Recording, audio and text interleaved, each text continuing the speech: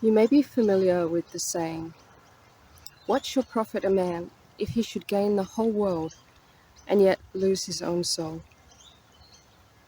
Whether or not you believe in the concept of a soul, you probably do understand that there are finer, subtle aspects of ourselves that need to be developed. And if we spend all of our time in pursuit of the material, status, money, objects, and we don't dedicate a good portion, if not the majority, of our time and resources to developing our character and the subtler aspects of us, then we've missed the mark.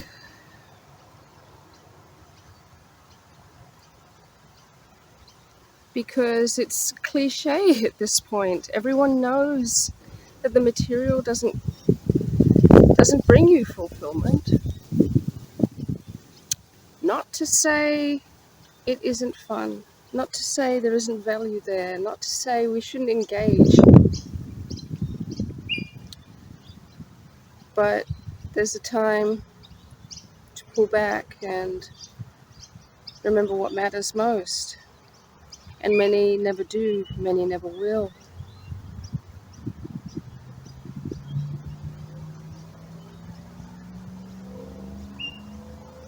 But they will give lip service to the things I've just said.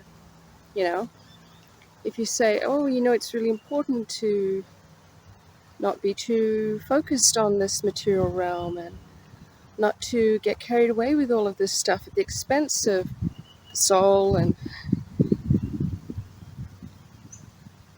the character, at the expense of wisdom, at the expense of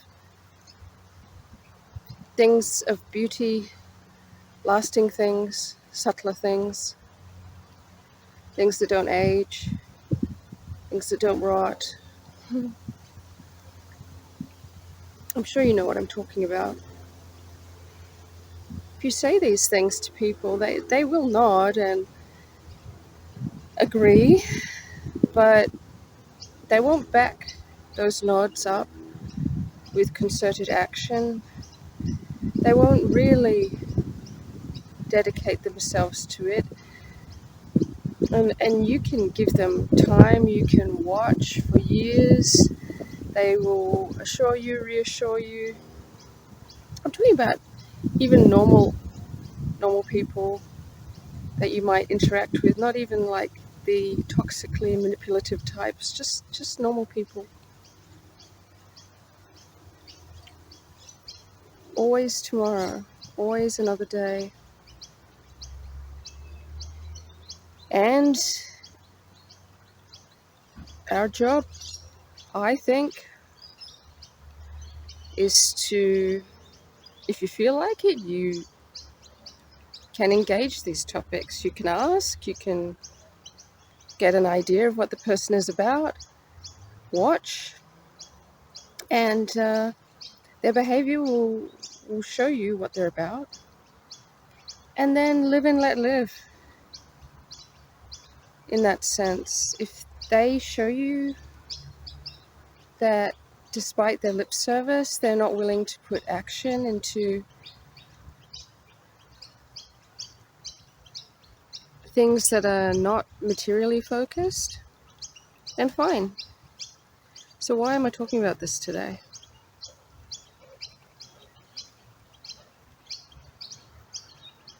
It's because it's really important to know who these people are.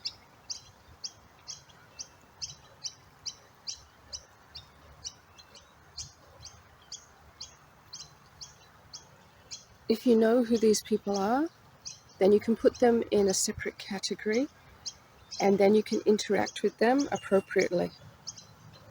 I think one of the big problems we have is that we are treating everyone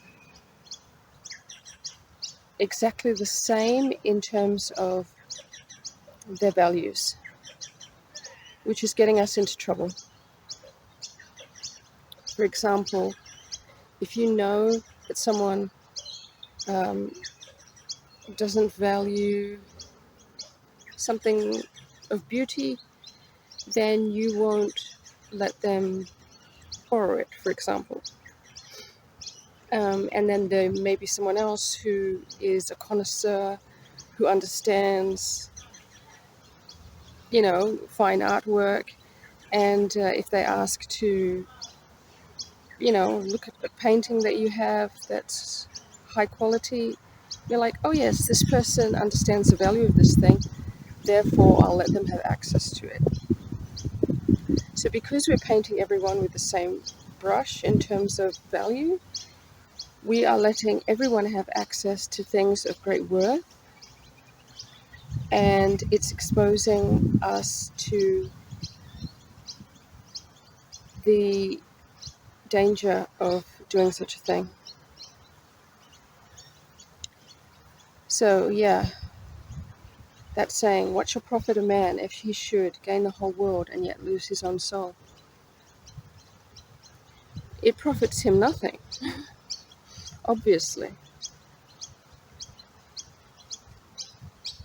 But if people don't admit that they are materialistic when they are, it's on you to be able to identify their status in its truth and not just the version of themselves that they're trying to portray to you. Why? If a person does not value their own soul, then they will not detect, appreciate, and value your soul. How could they? The most valuable and precious and beautiful aspects of themselves, they have allowed to lie dormant. They have not taken time to develop and connect with their very essence. They have preferred other activities and exploits and pursuits that indeed often jeopardize the soul. And someone who doesn't appreciate the value of their soul within themselves and has demonstrated that via their actions over time, regardless of what they say, this person cannot value your soul. This person will not place the value that you do on your soul. They will not make sacrifice. They will not put your soul ahead of their desire for material gain or for carnal desire. They will deceive, lie if necessary, and place your soul in jeopardy because this is what they're so used to doing with their souls without a thought. Why? Because their value is not towards the subtler things, not towards building character, not towards morality, not towards ethics, not towards understanding the deeper parts of themselves. It is towards the material. So this is where their loyalty will lie. I tell you all of this to help you understand that it's not merely a personal preference. This person wants to be spiritual. This person wants to focus on their career. No, this is a category error. These are two very, very different things. You can't put them in the same box and say this is just a preference that is equal to the other. No, one is a thing of very great value. The other one lesser so and able to jeopardize the one of great value. I hope you understand what I'm saying here. It is our responsibility to our own souls, to honor our own souls by identifying those who do not respect themselves and their essence and the beauty that they hold within themselves. Because if they do not do that for themselves, there is no chance they will do that for us.